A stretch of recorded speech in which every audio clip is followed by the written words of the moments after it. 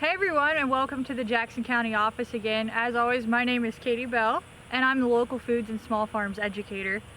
So the last time that you guys saw our 4-H beds, they were in full bloom. We were at the height of summer, height of production. Everything looks really beautiful. At this time of year, we are backing off our production, and a lot of our plants are just starting to go downhill, whether that's because of disease issues or just kind of the natural life cycle of the plant.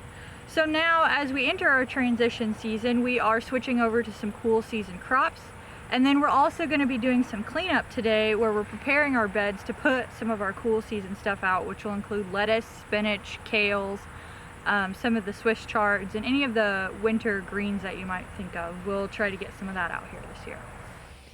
So when we're clearing out our garden beds, and a bed like this one here, as you can see, it's got quite a bit of grass in it, overwhelmingly. There's a couple other weeds in there, but mainly I want to talk about the grasses, and I believe that this is Bermuda grass, but a lot of these invasive grasses look very, very similar.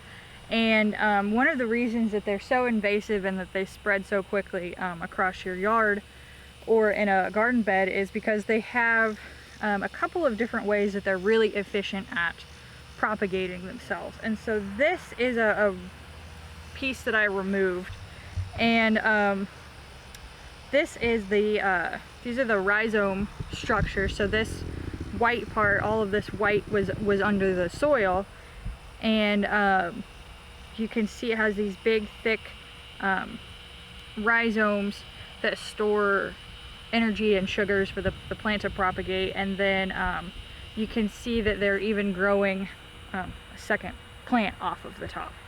And so if we go in here and we till this up and we chop all this up and turn it under, we're basically just breaking this up and creating more little plants. So you want to be really careful about how you dispose of these or how you handle something like this. And that's the thing too, we acknowledge when we pull these out, we're not going to be able to get all of the root system out of there because it's so vast.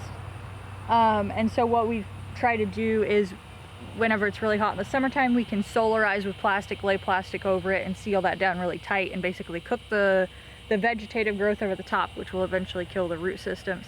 Some types of these invasive grasses, if you mow them really, really short, then that will also help control them. I also wanted to point out here, this is a stolon, which is a modified horizontal growing kind of stem that puts off other plants, and then also we have extra roots here.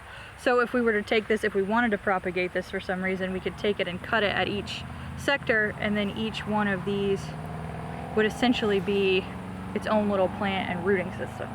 And so that's something that we need to recognize when we're thinking about how we're going to tackle weed removal, and then also acknowledging if you're trying to clear out a spot and you're like, why do I still have these invasive grasses? That's part of the reason as well.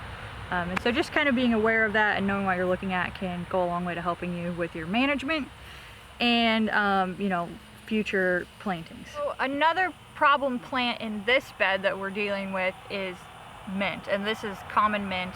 So originally, whenever these beds were laid out, this mint was just in a container kind of off to the side.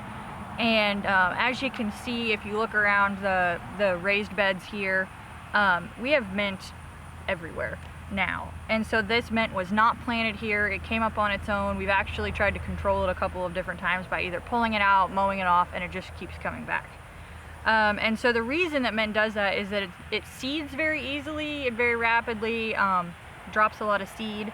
And then also, just like with our Bermuda grass, it has a couple of different structures that help it. So this would be the rhizome structure, and then it also, like the Bermuda grass, has stolons, where it's the modified stem that runs horizontally kind of at the surface level of the ground, and new little plants and roots come off of that. And so it's very hard to get rid of. And whenever you pull a plant like this or you try to till it up, basically it just encourages even more vigorous growth, and then we have mint everywhere. And so it's once you put mint somewhere, you either need to be really conscious about putting in a container with nothing else around on like a concrete patio, or you need to accept that you're always going to have mint. And it is very useful. We like it for you know, cooking with, and then also these flowers, they really attract the pollinators and they go crazy for it, and then it does smell really nice. And so it's a problem plant, but it also has its benefits as well.